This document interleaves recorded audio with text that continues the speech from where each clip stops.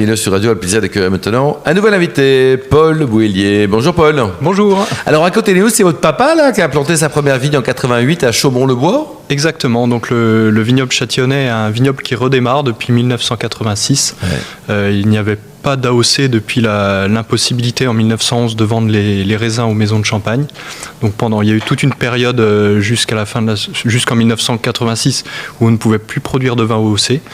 Et en 86, la Bourgogne a reconnu les coteaux du Châtillonnais en appellation Bourgogne, ce qui nous a donné la possibilité de faire tout le panel des vins de Bourgogne, blanc, rouge ou rosé. Ouais. Mais nous sommes spécialisés vraiment dans le crément de Bourgogne. Donc les bulles, quoi. Dans les bulles, ouais. C'est où exactement Chaumont-le-Bois par rapport à, je sais pas, Londres, New York et Shanghai? Alors on est à mi-chemin entre Épernay et Beaune. On est à peu près au même niveau que Chablis. On est à 60 km à l'est de Chablis. Ouais. Et on touche le vignoble de l'Aube, qui est vraiment notre voisin. Nos vignes touchent vraiment les vignobles du sud de la Champagne. Et au total, donc, vous avez 7 hectares et demi, c'est voilà, ça? Voilà, on a 7 hectares. Quelles appellations vous produisez? Donc on est uniquement en appellation Bourgogne et 90% de la production se concentre sur le crément de Bourgogne. Voilà. Christelle, est-ce que vous en vendez beaucoup de créments de Bourgogne dans votre jolie cave à Neuilly-sur-Seine, en région parisienne? Justement, de plus en plus. Et moi, j'aimerais bien savoir si vous voyez l'impact. Parce qu'on a nos clients, en fait, qui buvaient du champagne, aujourd'hui, nous demandent des créments français. Ah oui. Donc on revient vers la bulle française. Est-ce qu'on peut avoir les créments non français? Alors, je pensais au Prosecco. C'est-à-dire que pendant très longtemps, en fait, on avait une demande des clients autour des champagnes ou des Prosecco. Et maintenant, en fait, on a une demande des clients autour des créments français et donc d'Alsace, de Bourgogne. Et je me demandais si vous le voyez, vous justement, si les chiffres montrent qu'il y a de plus en plus de demandes autour des créments. Non, on sent vraiment une demande qui est très forte autour des créments. Moi, ça fait 10 ans que je suis sur le domaine. Quand je suis arrivé il y a 10 ans sur le domaine, commercialement, il fallait vraiment se battre pour vendre une bouteille de crément. Et encore, mon père, il y a 30 ans, le crément, on en parlait à peine. Vendre une bouteille était vraiment un combat. Là, depuis 3-4 ans, on sent vraiment un engouement qui est important. Et commercialement, aujourd'hui, on commence à se dire, voilà, nos clients professionnels aujourd'hui sont sur allocation. Sur allocation, carrément. Voilà, on pensait pas que ça nous arriverait un jour. Et aujourd'hui, voilà, Combien ça coûte une bonne bouteille de bulles chez vous, de crément? Alors, une bouteille de bulles, ça coûte entre 11,50 € et 50 € aujourd'hui. Et 50 €, voilà, oui. Donc, c'est-à-dire, Christelle, aussi, au niveau des prix, on tutoie les champagnes, hein? Oui, on tutoie les champagnes en termes de qualité aussi. Et ça, c'est ce qui est intéressant.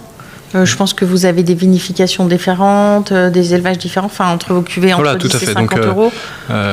Alors aujourd'hui, la gamme, elle est principalement concentrée entre 11 et 20 €, avec la plus grosse production, des créments plus classiques, des assemblages, des rosés, des blancs de blanc, blancs de noir, cuvées en fût de chêne.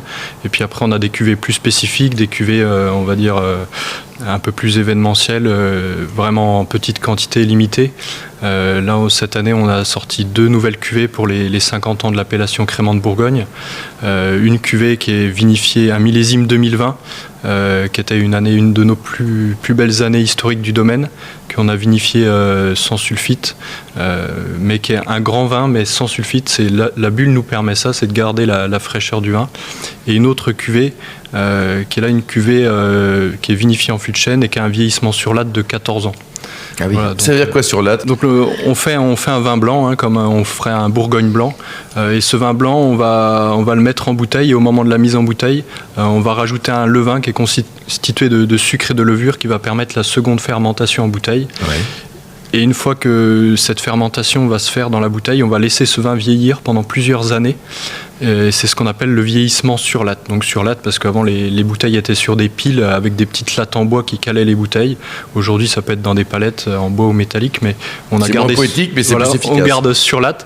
Et il va y avoir un échange entre le vin et les levures au cours du temps qui va permettre au vin de s'améliorer, le goût va évoluer comme le vin surlit en cuve. Là, on va avoir un élevage surlit en bouteille qui va être très long et on va améliorer la finesse de la bulle et la complexité aromatique du vin. Christelle? Je me permets de comparer avec la Champagne, notamment avec la méthode champenoise. Oui. Donc, est-ce qu'à la fin aussi, dans les créments de Bourgogne, vous rajoutez une liqueur d'expédition qui peut changer? Est-ce que vous avez cette notion de brut, d'extra brut sur les créments, de demi-sec? Est-ce que vous faites... La méthode champenoise, que nous, on n'a pas le droit d'appeler méthode champenoise, qu'on appelle méthode traditionnelle pour le crément, c'est la même méthode. De la vendange manuelle jusqu'au dégorgement et l'ajout de liqueur d'expédition, on est vraiment sur la même méthode. Ensuite, chaque cuvée va être différente, donc effectivement, on va faire des cuvées qui peuvent être brutes nature, sans ajout de liqueur d'expédition, ou des demi-secs avec un peu plus de sucre, plus doux, mais qui se font de moins en moins. Mais on a toute cette palette de créments qui existe. Et on peut faire un repas complet au crément de Bourgogne ? On peut faire un repas complet au crément de Bourgogne. On va faire une entrée. Qu'est-ce que vous nous proposez en entrée avec quel type de vos créments ? Alors en entrée, on va partir sur un crément blanc de blanc extra brut, vraiment sur la finesse, quelque chose de très frais, très désaltérant. Et on l'associe à quel plat ?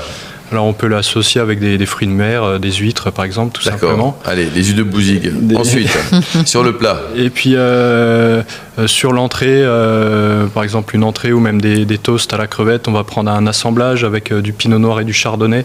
On va retrouver un petit peu de fruits et de la fraîcheur. Et puis sur le repas, on peut prendre une poularde avec une sauce à la crème et aux morilles. Et là, on va partir sur une cuvée avec un vieillissement beaucoup plus long, une cuvée faite en fût de chêne. On va avoir ces notes de vieillissement, ce côté vraiment, ce côté presque boisé et les arômes, la complexité du vieillissement sur lit. Bon, après pour le fromage parfait pour la Saint-Valentin, une époisse par exemple. Le camembert, moi je trouve que ça va très bien sur ces. Alors le crément va très bien avec le fromage, hein, comme les vins blancs. On le met pas assez en avant avec le crément bien sûr, mais ça va très bien. On aime beaucoup avec le brie à Savarin, qui est aussi un fromage qui va très bien avec le crément. Mais avec un époisse, on peut mettre un crément bien vineux, un blanc de noir par exemple. Et voilà, puis après on embrasse sa chérie, on va se laver les dents. Et après avec le dessert, qu'est-ce que vous proposez ? Alors avec le dessert, on peut prendre un crément rosé brut mais bien fruité, ou alors éventuellement un demi-sec, par exemple si on va pas sur un dessert très sucré, voilà, une pièce montée, quelque chose comme ça pour un mariage. Et nous on est aussi distillateur, alors sur les desserts on conseille souvent le ratafia de Bourgogne. Ratafia de Bourgogne, voilà, ça se vend bien, bon, ça encore. Alors nous on le fait nous-mêmes, on est nous-mêmes distillateurs et c'est un produit qui marche très bien. Oui. Ouais. Alors vous bossez en famille ? On travaille en famille, exactement. Vous engueulez beaucoup ou pas ? Pas du tout.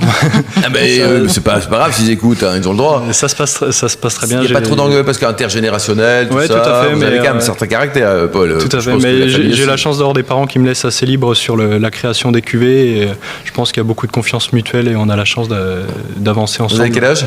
J'ai 32 ans. Christelle ? Mais ce que je trouve intéressant, même si c'est anecdotique plus chez vous, c'est que vous avez aussi des vins tranquilles et qui sont en appellation Bourgogne sur un excellent rapport qualité-prix, puisqu'ils sont aux alentours de 11 €, je crois. Voilà, on est entre 10 et 12,50 €. Avec une appellation Bourgogne, aujourd'hui, c'est rarissime de pouvoir trouver... Vous avez Pinot et Chardonnay, vous avez les deux ? Voilà, tout à fait.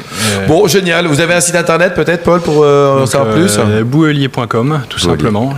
Bouhelier, comment ça s'écrit ? Parce que c'est pas naturel comme nom non plus, ça. Alors, ça s'écrit Bouhelier.